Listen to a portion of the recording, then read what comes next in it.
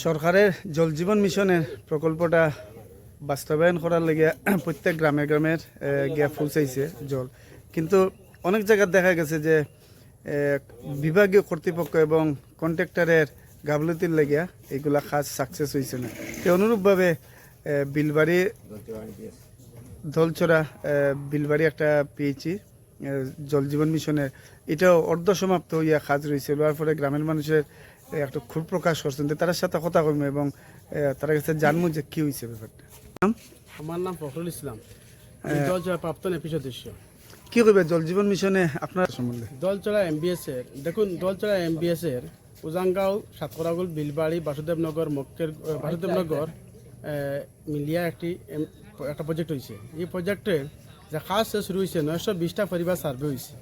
এখন দেখা যায় যে 920টা পরিবার, বহু পরিবারও এখন পর্যন্ত মানে যে পাইপলাইনটা কাজ শেষ অসম্পূর্ণ রয়েছে, সম্পূর্ণ হয়েছে না। আর কিছু পরিবারও হয়েছে, হওয়ার পরে দেখা যায় কিছু জল 200টা পরিবারও অনুমানিক জলটা মানুষে ব্যবহার করতে পারে, আর বাকি মানে জল পান না। যাখানে এরিয়া মানুষ খুব এই ব্যাপারে মানে ক্ষুব্ধ। আমি বিভাগীয় কর্তৃপক্ষের কারণে বারবার আমরা জানাইছি, অফিসে জানাইছি, কন্ট্রাক্টে কইছি, সবের বাদ কেউ কোনো এটা সুবিধা দেন না। তার কারণে আমরা আপনার তরফে আমরা জানাইতে চাই যে কোনো অবস্থায় আমরা এই মানে প্রজেক্টরে পরিদর্শন করিয়া দেখার জন্য আমরা অনুরোধ রইল। এটা টোটাল কত পরিবার সার্ভে হয়েছে? 920টা ফ্যামিলি সার্ভে হয়েছে। এখন কত পরিবারের কাছে জল পড়ছে? জল পৌঁছেছে, পাইপলাইন কাম হয়েছে প্রায় 700 পরিমাণ মতন হয়ে গেছে, কিন্তু জলটা যায় না।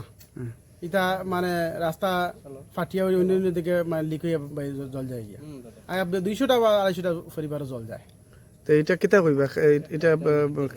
এটা মূল কি কারণে হইতে পারে? তো কন্ট্রাক্টর সার্ভে এবং কন্ট্রাক্টর কাজের গাইবলতের কারণে এই জিনিসটা হয়েছে। তো যখন বিভাগীয় কর্তৃপক্ষরা যখন দেখছিল, তখন আপনার কাছে কি লাগে তার কাছে? বিভাগীয় কর্তৃপক্ষ তারা যারা সময় আইসে, আমরা তারাকে বারবার কমপ্লেন দিছি যে এইরকম মানে আপনাদের কাজ যেটা হয়েছে এটা কাজটা সাকসেস না, আপনারা মানে একটু দেখে কাজ হলে তারা তো কর্ম ওরকম আমরা একটু সাথে দিয়ে তারা সরিয়ে গেছে। তখন কিতা কইবা? এখন শিবুবি জেলার তোমার জল জীবন মিশনের যে আসন এসডিও আসন, তার কাছে আমরা অনুরোধ রইব যে তাই জিনিসটা সার্ভে করে দেখি আমরা একটা সাকসেস করে দেওয়ার লাগে। নাম নিদু দাস, আমি দলচড়া এমবিএস এর প্রেসিডেন্ট। কি কইবা যে এই আমি ও কথাটা কইমু যে আমরা যে এই প্রজেক্টের কাজ যেটা হয়েছে, এই কাজটা সম্পূর্ণভাবে সাকসেস হয়েছে না।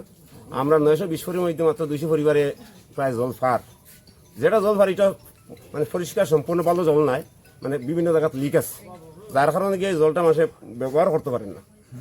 আজকে আমরা এখানে যে বইটা আজকে যে মিটিং হয়েছে, এখানে আমরা জিজ্ঞাসা সরকারি এসে যে যারা আইছিল তারাও দেখি, তার কাছে আমরা আবদার দিছি লিখিতভাবে, তারা ওইটা অফিসে সাবমিট করার লাগিয়া। আর এখানেও আমার আজকে যারা মিটিং আইছেন তার কাছ থেকে আপনি কিছু বক্তব্য হইবা, তারা আজকে মিটিং তারা পাইছেন, যেটা পাইছেন এইগুলা কথা আপনি তার কাছ থেকে লইবা। আপনার নাম? আমার নাম হাফসা বেগম, আমি মহিলা উন্নয়ন সিএলএফ এর প্রেসিডেন্ট। আমরা মানে ডিস্ট্রিক্ট অফিস থেকে একটা লেটার দেওয়া হয়েছে যে বিলবাড়ি দলচড়া ওটা একটা জল জীবন মিশনও মানে একটা কমপ্লেন গেছে কমিটির উপরে। আমরা এখানে মানে প্র্যাকটিক্যাল আমরা সিএলএফর পুরা কমিটি আইছি, আইয়া দেখছি যে এখানে কমিটিতে একটা ভুল বুঝাবুঝি হয়েছিল, এটা মানে এটা শেষ হয়ে গেছে।